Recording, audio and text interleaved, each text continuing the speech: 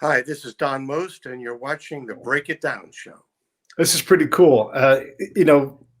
When you grow up watching people on TV as a kid, you think I'm never going to meet Don Most, but here you are, and it's fantastic. And this is a cool thing too. You may have no idea about this, but when I was a kid, one of the programs they had in school was they would give you the week's preceding script, right?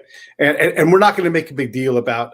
So if everybody who doesn't know, Don Most was Donnie Most, and he played Ralph Malph on Happy Days. We're really not going to talk about this, but I think this one element I think is good just for you to hear. So they would give us the script, whether it was the Waltons or Spider-Man or the Incredible Hulk, all those shows from that era that came out. Little House on the Prairie, Happy Days was one of them. They give you the script and you would read out loud in class the show, and then you would watch the show like that week. Oh, wow.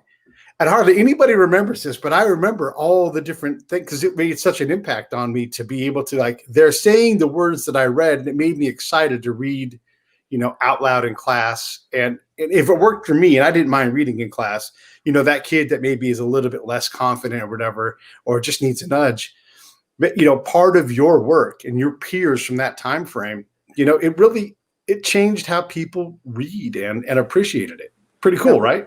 Yeah, very cool. You said they gave you the script. Who's they? Where'd they get it? Some kind of scholastic company that probably sold a subscription to say, hey, we'll give you the scripts ahead of time, and it was that week. So you got to read whatever you guys probably had recorded it months in advance, but. Oh yeah. We shot the show probably months before it aired. But that's cool that you got to read the script and then see the episode. And see it come to life. Yeah. It was such a great idea. I wish maybe they still do it. I'm not in grade school anymore, but I don't know. I'd never heard of that. It was a really neat program. And it's funny, hardly any of my friends remember it. I mean, it was in the 70s after all, but it was just a neat way to learn. Absolutely. I think that's fine. Hey, so all these years later, I mean, you're not acting on Happy Days anymore. You're actually doing your own artistic endeavors. You've got a movie out here. Let me put the banner up for that so everybody can see that. It's called MBF, Man's Best Friend. You sing in normal times. You sing in front of a big band for audiences as a crooner, which I love. I've got a secret desire to become a crooner later in life because. Oh, really? I was 100% true. I would love to have you mentor me and get lessons and get better at it. Who knows if I'm ever good enough, but I love the vibe. But let's talk about Man's Best Friend and what that's about and go from there. Yeah, it was a really great script that these guys contacted me. They're a great group of filmmakers based out of Michigan, Collective Development. And they contacted me directly, on social media, and then once I spoke to them and saw the material, I put them in touch with my agent, and it's a really powerful script about a wounded vet who he's a Marine, and we see that he'd gotten injured in Afghanistan, and his he was a dog handler, so his dog wound up getting killed, so it had a huge effect on him, and now we see him back in Michigan trying to assimilate back into sort of civilian life, and he's got post stress syndrome, and and something happens which I won't tell you. I don't want to give it away, but he winds up he gets arrested, and I play a defense attorney that works for a small nonprofit that helps wounded vets. So I wind up in his case to defend him, and so it's a pretty dramatic role, very powerful story, and it's a very different, obviously, than what people familiar with me if they only know me from Happy Days. But I love to play all different kinds of roles. I was never really like the character I did on Happy Days. I was pretty quiet in high school, pretty shy, but that's what acting to me was. The joy of it was playing people that were different than me. So I enjoyed that, and I still do.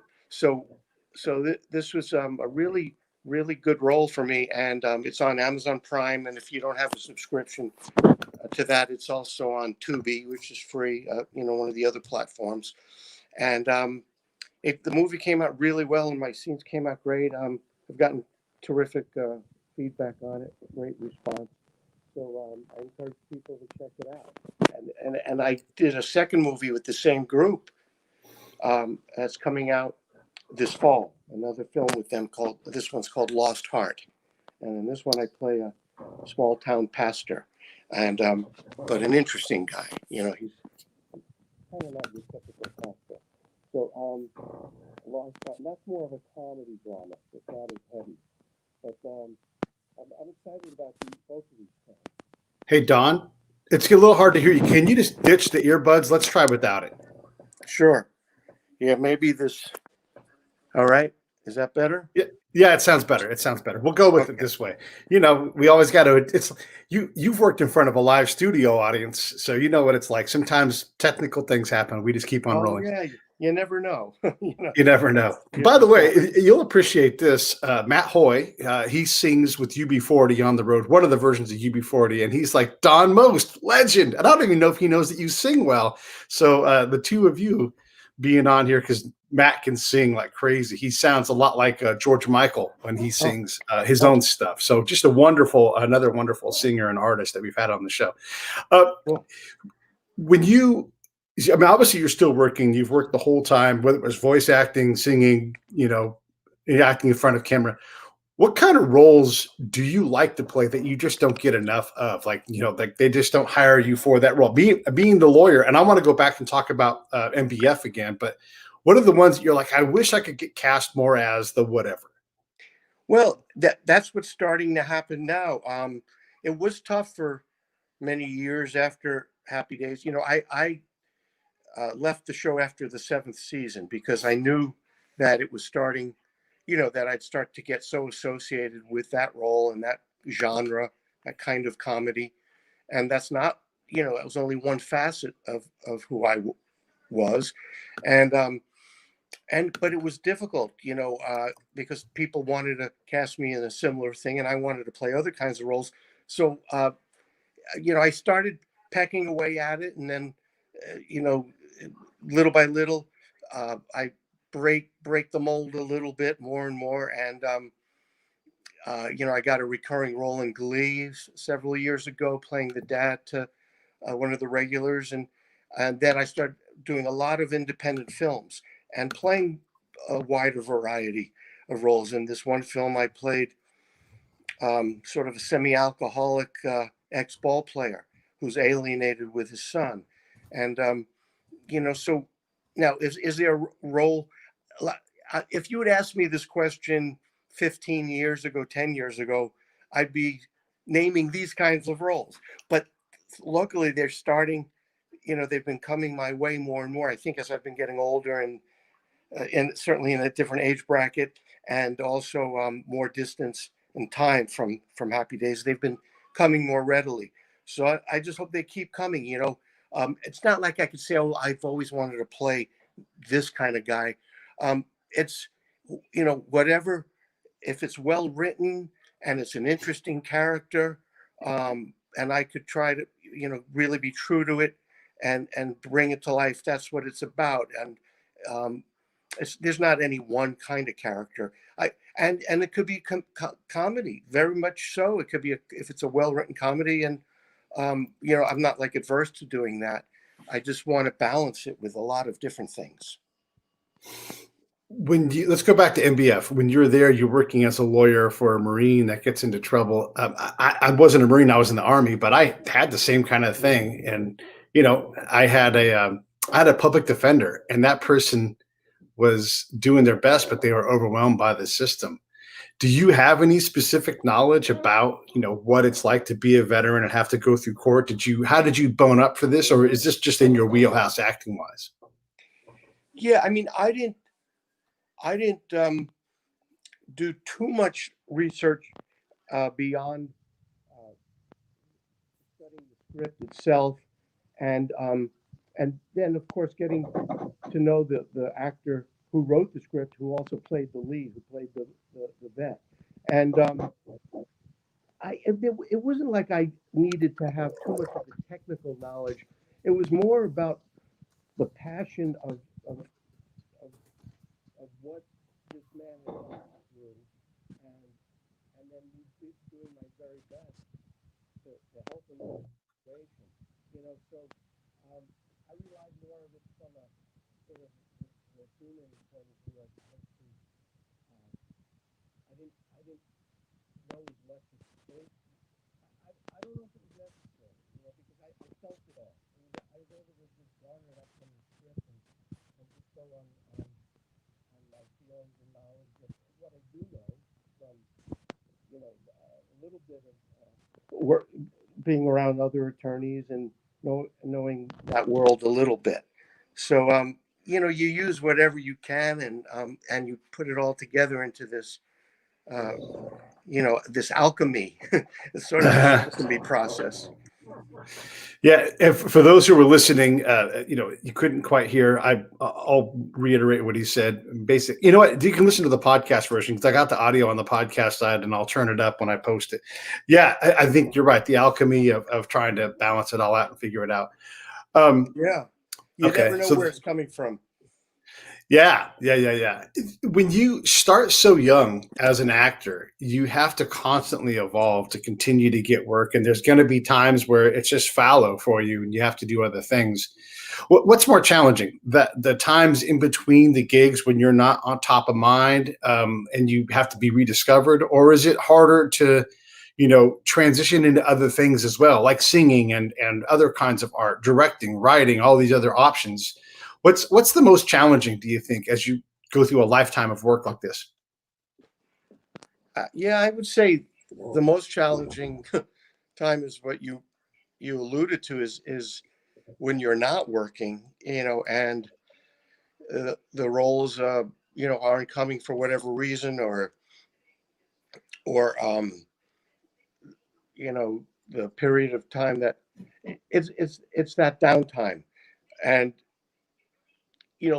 what it forced me into doing, which I guess was ultimately a positive thing, is developing some of my own projects, and then working on where I said to myself, you know what, I'm going to work on creating a show for myself as a singer, because I started out as a singer before I was doing acting. When I was pretty young, I was singing. One summer, I spent the whole summer singing in nightclubs in the Catskill Mountains, up in all the hotels up there. So this was 5 years before I got on Happy Days. I was doing that. So it made sense for me to want to, I always knew I'd want to go back to doing that. And, but it was the timing and the kind of music that I love, sort of the Sinatra and the jazz standards and all that. They weren't very popular in the 70s and 80s. They started coming back, having a resurgence. So that's why 6 years ago I said, this is the time for me to do it if I'm ever going to do it. And so it forced those down periods forced me into coming up with. I started doing more plays, more theater, which was great, and then I started directing some theater, which led to me then directing several independent films, and then the singing. So but being out of be, for an actor, the downtime that's the most the most challenging time. Yeah, and then how do you plan your finances for something like that? I mean, at some point you have to make money. Do you, especially when you're young? I mean, how do you balance the finances? Does someone teach you? How does that work out? Well, I mean, I was lucky in that I started, I got on the series when I was 20. And so I started making, it wasn't kind of money they make in TV, more recently. We were making fractions back then of the big money today, but it was still good money for then. And, I was smart about it. My dad was an accountant, and I had a, I went into uh, college as an engineering major as my backup plan for acting. So I was always, pretty strong with math and science and all that. So, and So I was conservative about money, and so luckily I was making money fairly early, and then I didn't squander it all, and so to provide for those times when you're not working, that you could fall back on. One of the things, we had Lorenzo Lamas on the show, and he's a guy who leads TV shows and has had several hits. And even he says, I found myself there auditioning for a musical. I'm not a song and dance man, but I'm singing, and because his name carries weight, he found himself doing different things. And he also we had that show Renegade, and he said one of the problems was the show was successful, but then someone else bought it and then just wore it out like a rented mule. And so he's like, all the life in the show got used up in say 5 years, and then it got sold to somebody else, and then the residual checks got smaller and smaller. I had never thought about that. Like, you can overplay something, and something that could make everybody money for a long time can just be, decimated by overuse. Oh, I can't hear you. Oh, I'm sorry. There you go. Is that better? Yep. Yeah, the residuals, like on Happy Days, have gone down to very little. I mean, we get something, but it's not much. So I can't rely. I haven't been able to rely on that for quite some time. But at least it's still something. It's nice to get something. But yeah, I guess they could, overuse something and then sort of compromise the value of it. I never really thought about it too much in that regard, because the amount of time Happy Days has been on for so long, eventually, the rate keeps going down and down unless you owned a piece of the show, and then Right. That's a whole different ballgame. But I wasn't in a position to bargain for that. Yeah, you're just happy to get the work when you get it. Yeah. Let's go back to singing the standards. I mean, being in the Catskills and singing, that's almost perfect. How likely was it that you would have just pursued that path and done that instead of ended up on an iconic TV show? Like, was that an actual thing, you think, for you? Was that a what thing? I'm sorry. Was that outcome of you just saying, I'm just going to be a jazz, singer singing the American Songbook from the jazz point of view? Oh. Was that an actual reality that could have happened if Happy Days didn't happen? I don't think so, because as I mentioned earlier, that kind of music, when I was 15, the music that was really was hot then was, all of the sort of what we look at as classic rock now. It was the late 60s and the early 70s.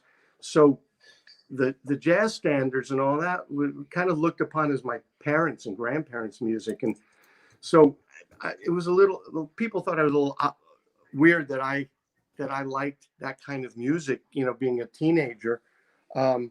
So I made a decision, and my dad was influential in this, after that summer, of saying, he knew that maybe this wasn't the perfect path or the best path. And he knew I also enjoyed acting a lot. And he said, maybe you should take some serious acting classes. And if you really want to do this or if you want to pursue it for now, I mean, as long as it didn't interfere with regular school. So that's what I did. I switched gears and became, joined this workshop, an acting workshop that was really good, and sort of switched gears and put that music aside. Little did I know then that, 30 years later, that music would start having a big resurgence, the Great American Songbook and all the jazz standards. And I'm thankful it did, because, that's the music that was in my blood, and I love doing it. I mean, I just love doing it. So I feel very fortunate that at this point in my career, all of a sudden there was that again. And for most very new. For me, it wasn't, but it was very new for them seeing me in that vein. Do you want to write any jazz songs, or do you write music at all? No, I don't. I love the songs they wrote back then were so amazing, and I'm not really a writer. I might want to try doing that sometime with somebody else. You know, I would have to work with somebody who has experience in that, and then I could bounce off of them, maybe get ideas, whether it be musically and or lyrically, off of somebody else and work with somebody. So I'd like to try that at some point. Just haven't done it yet. Right. And do you follow any of like we've had Sammy Nestico on the show. He was in Tommy Dorsey's band. He's composed music for 80 years. I can't hear you. Your hands are on. Yeah, he was a very well-known arranger too. You know him. Okay, good. Yeah. Yeah, He's in. I'd Go ahead. heard of Sam Nestico. Yeah, he's incredible. And we had him on the show, and he's in his 90s, and he talks about how, he predates the electric guitar, and a trombone was a soloing instrument back then. If the audience can imagine, it wasn't driven by the piano or anything else. It was driven by horns a lot of times. Yeah, absolutely. The trombone as a solo instrument. Yeah. So he was a trombonist. Okay. I wasn't sure. Yeah, he's a trombonist, and he's written and performed with everybody. So with the COVID thing, you're not able to go out and play, the venues that you normally play. How do you keep the saw sharp on acting and on singing? Yeah, good question. On the singing, luckily, with the technology today, I do a lot of sort of vocal work and just practicing and playing, exploring, experimenting on my computer.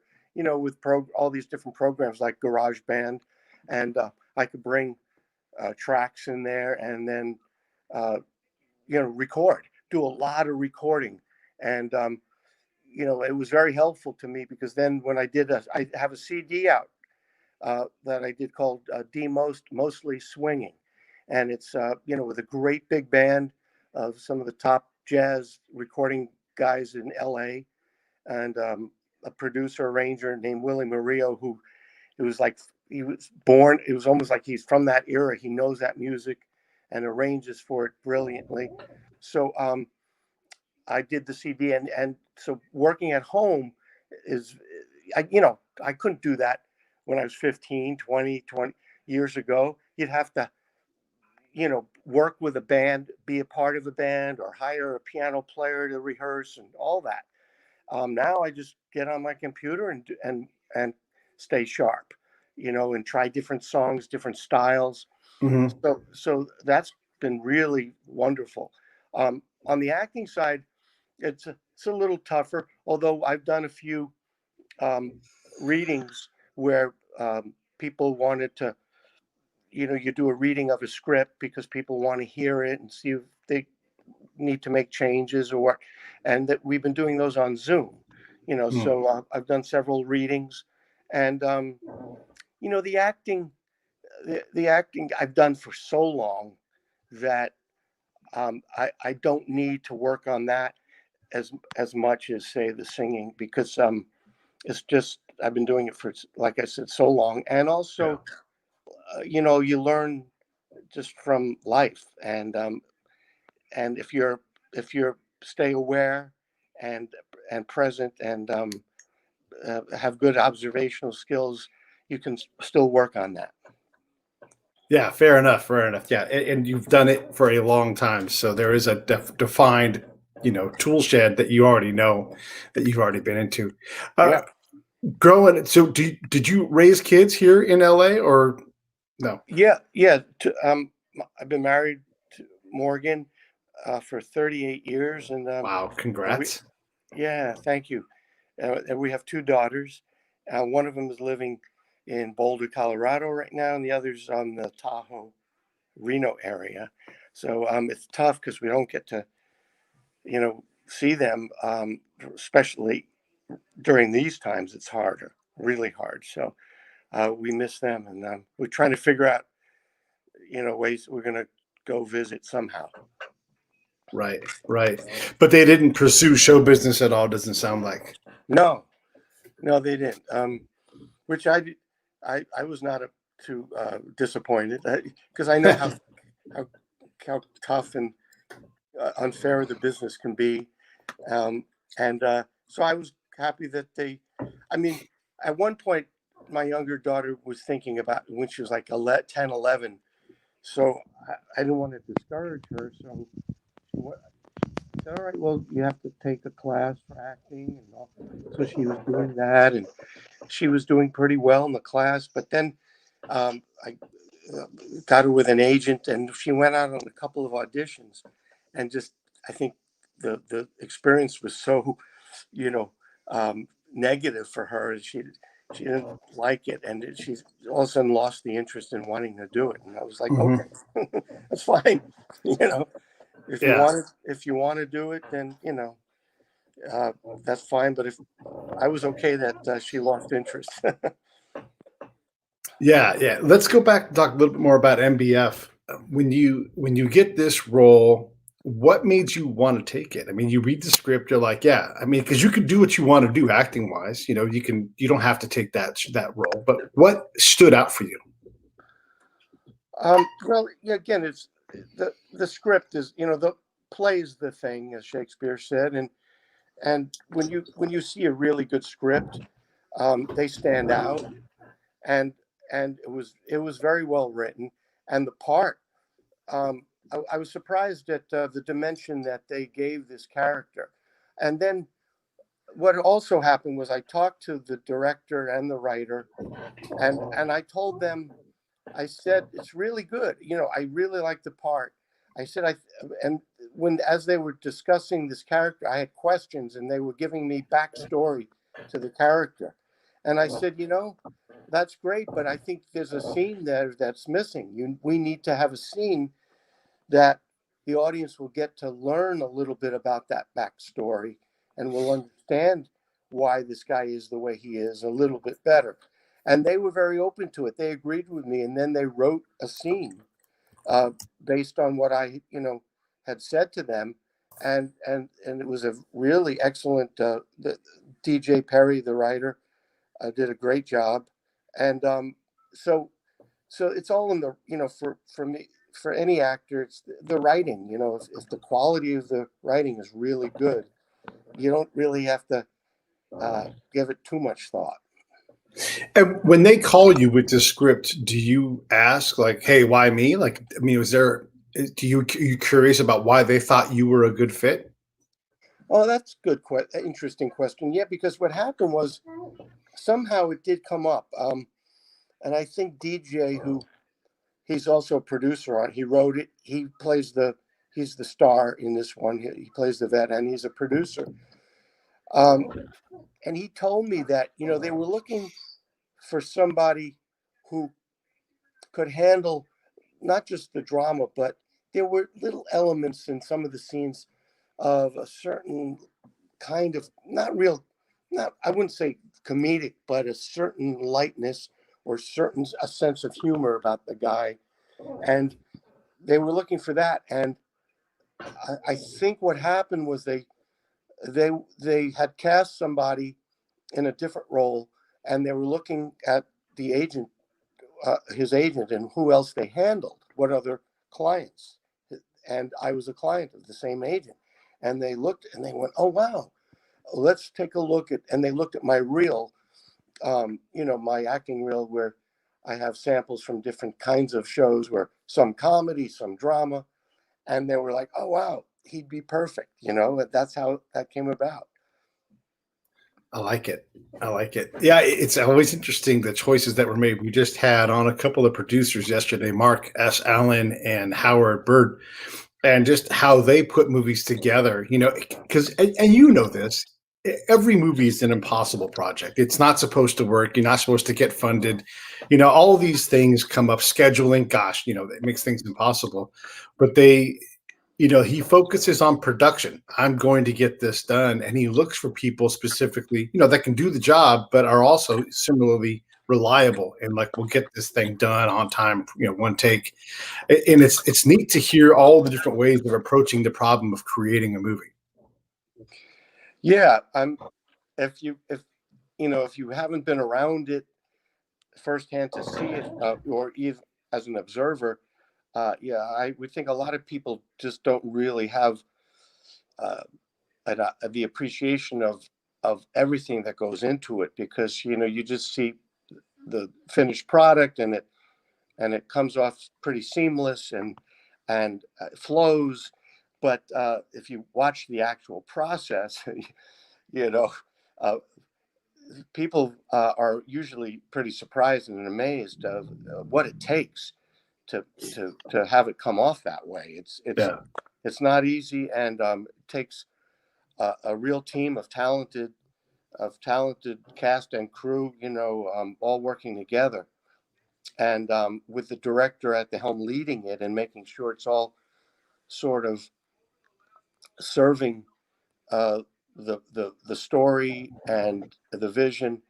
And that's why the really great movies, they're few and far between, the ones that really come off great. Yeah. What comes off great to you? What do you love when you, like, recently, the movies you've seen? I'm not the right person to ask, because I haven't been, for some reason, in the last few years. I used to watch movies and TV, but I stopped watching a lot over the last few years, and it's hard to really give you a reason why. Uh, so I don't, I mean, I haven't watched a lot. I did enjoy Once Upon a Time in Hollywood. I really liked that, and I did see the biopic about Judy Garland, Judy, and Right. I thought that was great. And I know there have been some other great movies. I'm just woefully behind, and I need to catch up. But Yeah. but I grew up, the movies that I grew up, uh, in the late '60s, it was a very fervent time, sort of a renaissance time in movies. So, I grew up when I was turned 16, 17, 18, and really loving the wave of movies that were being made then, like, like Midnight Cowboy, and The Graduate, of course, with Dustin Hoffman, and some of the great Bogdanovich films that were coming out. Last Picture Show, and Nicholson. I was a huge Nicholson fan when Five Easy Pieces came out, and Easy Rider, and then Chinatown.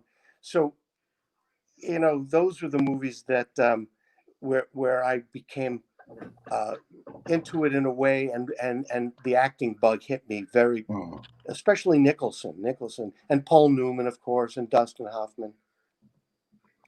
Yeah, I reached a point of saturation with TV because, growing up, I'd watched a lot of it, and you see the same beats, the same gags, the same over and over again, and it kind of gets like, okay, I've seen this in Cheers, and before Cheers, it was, MASH, but so you reach a point where you're looking for something new. So, like, that show Big Bang Theory, and there's nothing wrong with that show, just I had seen all of those jokes. It's just in a different setting, or like all of the family shows. You definitely can reach a saturation point. But I guess yeah, so. I guess that's part of why I kind of lost interest after a while, and I stopped watching shows. But uh, but then there's some new things that come. Like I was watching Marvelous Miss Maisel, and I was enjoying a lot of that. And there's some good things being done. I know I talked to a lot of my friends in the industry, and especially the dramas, because they spend so much more time than they used to on the Netflix dramas or Amazon or HBOs and all that. So I know there's great work being done, and I do have to catch up to it. But you're right. There's also a saturation point with a lot of shows. yeah, yeah. So if you're not watching TV and movies a lot, just for whatever reason, and you're not on the road touring, what the heck are you doing with your free time? Good question. I don't know. Yes. I couldn't tell you what um, you know, my wife and I have been catching up on a lot of things around the house that we've been meaning to do for a long time, in terms of organization and Yeah. cleaning up and rearranging. A lot of projects like that, that had been put aside. Um, and then, and then, Uh-oh. Uh-oh. I can't, Don, I can't hear you. I love golf, and I still get out to the range to practice. Oh, okay. Yeah, practice golfing. Um, I'm walking. You're walking with me because Yeah. I All right. realized, because as I mentioned, I was planning on doing this on my computer, and then I had a mishap. But I better plug this in All so right. so I don't lose. I don't want to all of a sudden go dark on you. Yeah, yeah, yeah. I appreciate All that. right. All Yeah, right. but you're doing great though. I mean, I'm thoroughly enjoying it, and the audience is enjoying it too. It must be, and we don't want to spend time on Happy Days because that happened 40 plus years ago. But um, it must just be wonderful to be appreciated, and to be part of. There's no that you reach a bar of greatness, and Happy Days is well above that bar, where the show just changes how America is. What is it like today to be part of that family, to have that appreciation from the generations that have loved the show? That it is a wonderful thing, and I'm sorry. I'm just trying to. I would have gotten my tripod out if I had known this was going to happen. But um, I've come to appreciate that a lot more, in the last in these years, than probably when I was on the show. I think with time, and so many different generations of people that have been exposed to the show, and because they watch it, they go back and watch the repeats, and have come to appreciate the show even more. Um, that it's wonderful feeling, that when I go out to certain events, not now during COVID, but when you're out in the public and meeting people, and you see the affection that they have for the show and the characters, and in many cases people get emotional because they talk about what it meant to them. People telling me these tough times they were going through, and how the show would be an escape for them, and it be a source of laughter and some happiness, and as an escape from what they were going through. And it really, it's hard to, it's a wonderful thing, and I feel, I'm so appreciative of, and feel fortunate that I was able to become part of this, of history in that way, and work with these incredible group of people, not only the cast, but Gary Marshall and our director Jerry Paris, and some of the writers, wonderful writers that we had, and other producers. So I've come to appreciate and embrace that a lot more in these, more recent years. Yeah, yeah. How is it as your career progresses and you lose people like Gary Marshall and that guy, and they move on, like watching the Brady Bunch, and you see, like, there's fewer and fewer of them left. Does that impact you at all in any way? Because on the fan side of things, it's like, wow, like these things are changing. There's hardly anyone left from Gilligan's Island. Does that resonate with you at all, or is this just part of life? I don't know. I mean, it resonates definitely. I mean, my wife and I went over to visit Marion Ross last night, and Mm, even with the COVID, we kept our distance, and we ate outside, and Marion's, she's getting up there, and of course we lost Tom Bosley 8-9 years ago, and right. Al Molinaro and Erin Moran, and Pat Morita.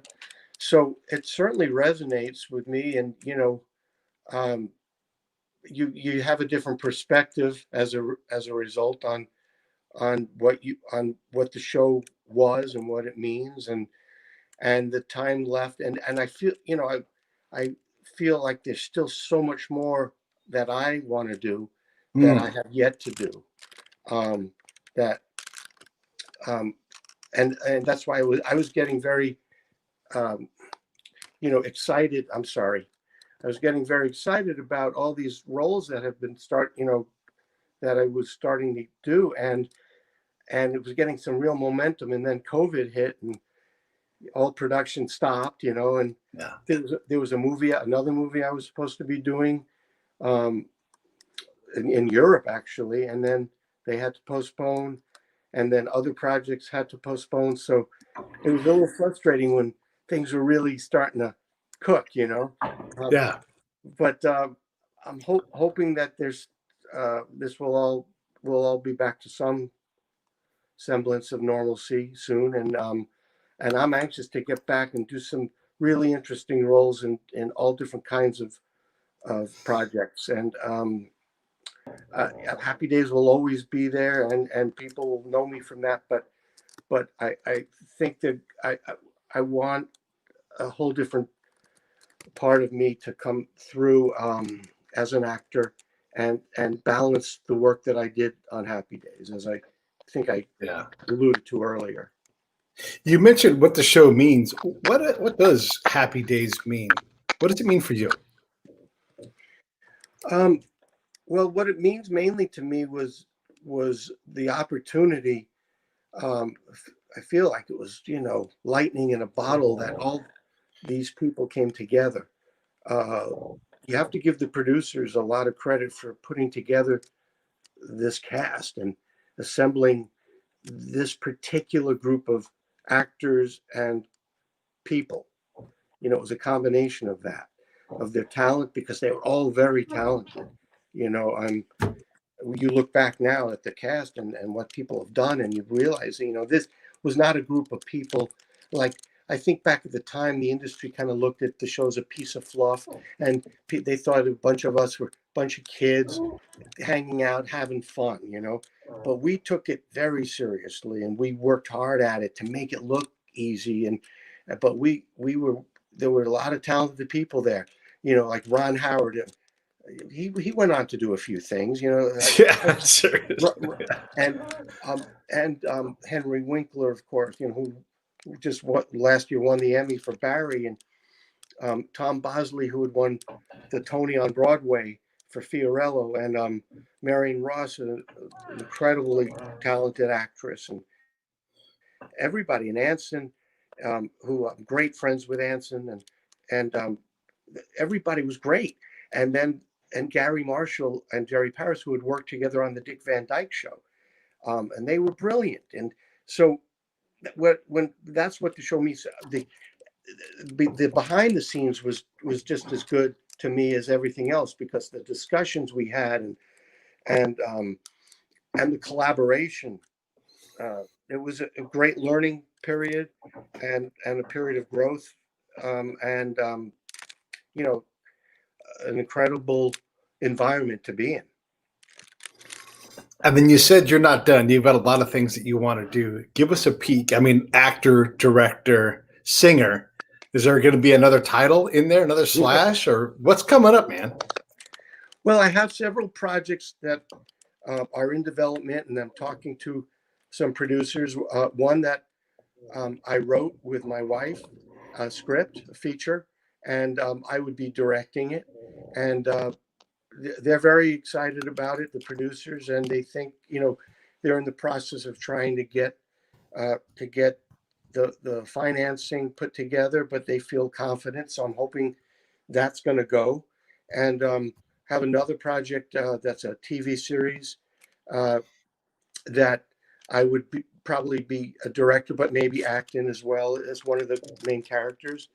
And two other feature film projects that one I would maybe direct, and one I would probably be a producer. So, those are the things that you can work on now. Right. And then hope that we'll be able to find the right home for it. And in terms of acting, there's one film that I was supposed to be doing in Prague, and I'm hoping that will resume once we're allowed to travel and all that. And then, I'm hoping a whole bunch of other things are going to start coming as a result of what I'm doing now, of the things that I have recently been doing. Do you have plans to retire, or do you just plan to keep working until it's impossible to work anymore? I mean, you have to be thinking ahead. Like, you only get so much. I mean, Hal Holbrook's still acting, so I guess, you can go on as long as you want. But how do Yeah. you look at the future?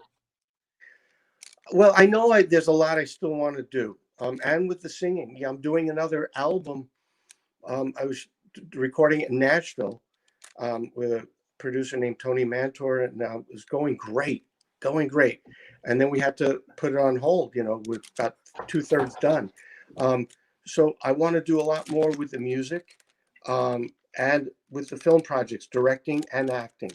Um, I don't know how many more years. I'm thinking for at least another 5, 10 years. But after that, I don't know.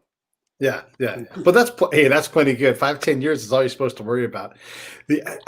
I wanted to ask you, because you're such a Sinatra fan. I think Nancy does this well. His daughter, that "Boots Are Made for Walking" song. She told her dad not to sing it because it would be cruel if he sang it. But if she sang it from her point of view, it would be different. And she did that again with "One Shot of Happy, Two Shots of Sad." Bono wrote a song for Frank, and Frank just could never get. He was too old.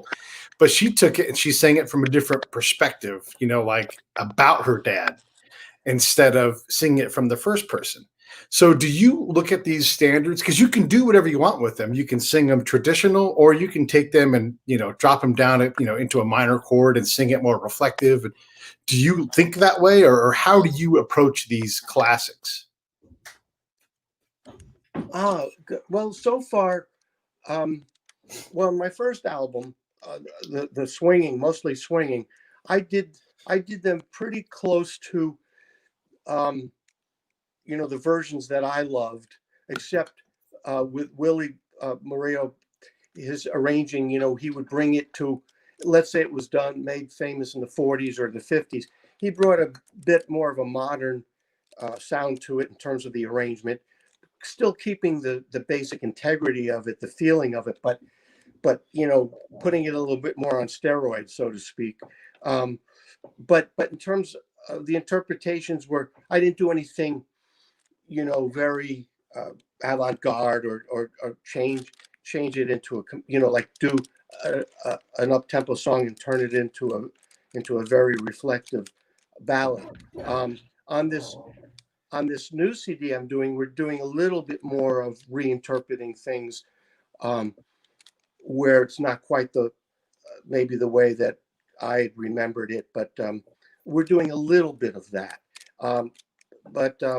And I have been experimenting more and more with that at home. Those are the kinds of things that I have been playing with, trying something that I've never done,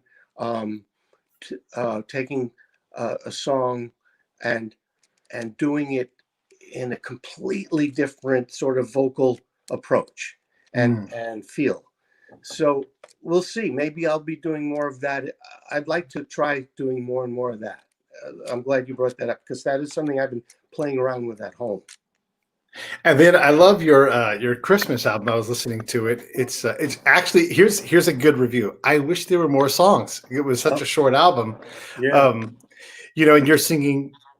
It's beginning to look a lot like Christmas. What a great song! I would like you to put a couple more songs out on the Christmas side, so we can get you a full, hour long of singing those tunes.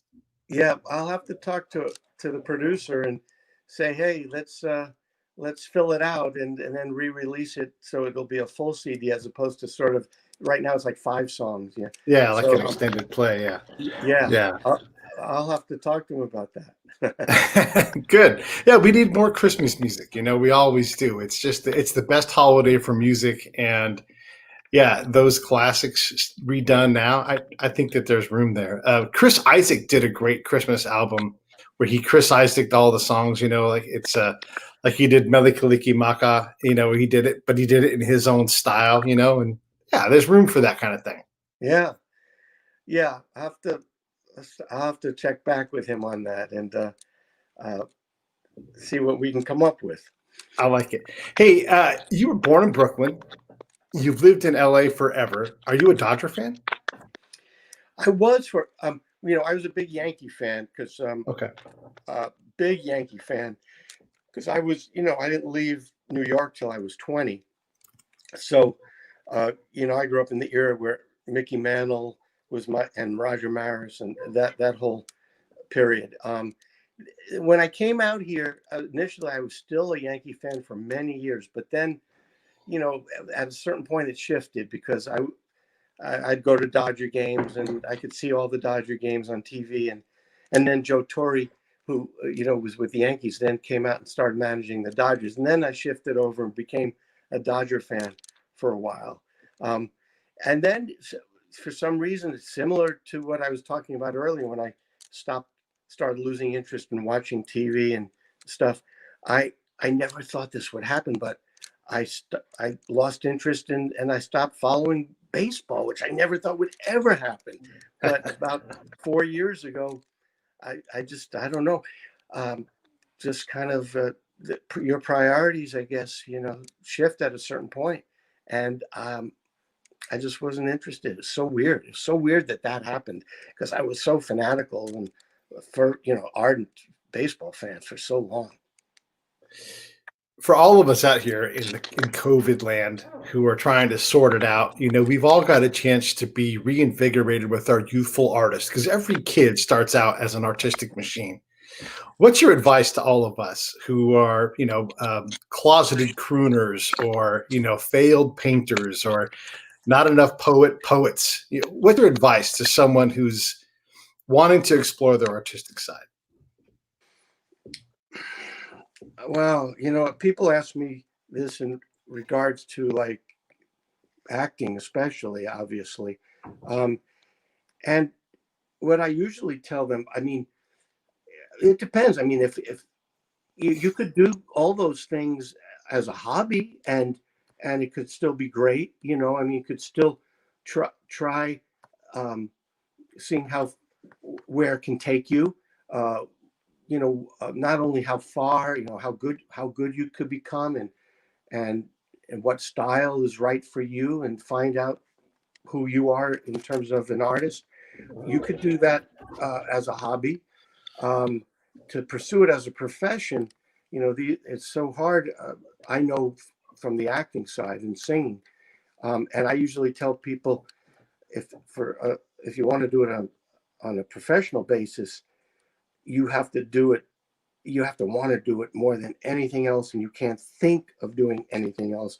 Otherwise, I say, I wouldn't pursue it as a career because it's the competition. And, I think the competition's harder now than it was when I started. I mean, it was always hard. It was always tough business, but it's probably even tougher now. And you just, if you want it that much and that's all you can think about doing, then go after it with everything, and take classes and observe classes and get do it in volunteer in theater as an actor and see and get exposure to it as much as you can, and then put everything into it. But if you don't have that kind of passion, then you could still explore it on a personal level as a hobby and keep your sanity by being in a business that won't be so so outrageous, which it can be sometimes. Yeah, absolutely. I think it's great advice because you're right. Because the people that are doing it at the highest level, it's all they are doing. Like they are completely committed, and it's very hard to find room when someone's just that ravenous, that competitive towards those jobs. I think it's great advice. Just in general, man, I really have appreciated this hour that we've spent together. I know everybody has been commenting like crazy, and they've appreciated the time that you've spent with us too. It's just neat to be able to hang out and talk to someone who's still creative, still producing things. Whether you're directing or singing or acting, even in a time of COVID, you're finding things to do. And I really appreciate you coming on, Don, and sharing your story with us. Oh, thanks. I appreciate all your some really what's the word, not provocative questions but insightful ones, ones that Thanks. that are a little different than the ordinary ones, and it caused me made me have to think a little bit and made me have to remember certain things in a different way. So I appreciate that, and thanks for having me. Yeah. And one more quick question. I meant to ask you this, and I'm going to. When's Happy Days getting? No. My real question is You know what? That it's good enough, man. We've had a great time. I'm just gonna call it. All right. It's wonderful to have you on. We'll do another one of these Okay. when you have music to put out. We'd love to catch you up with you anytime that you're out there doing it. Thank you so much for coming on.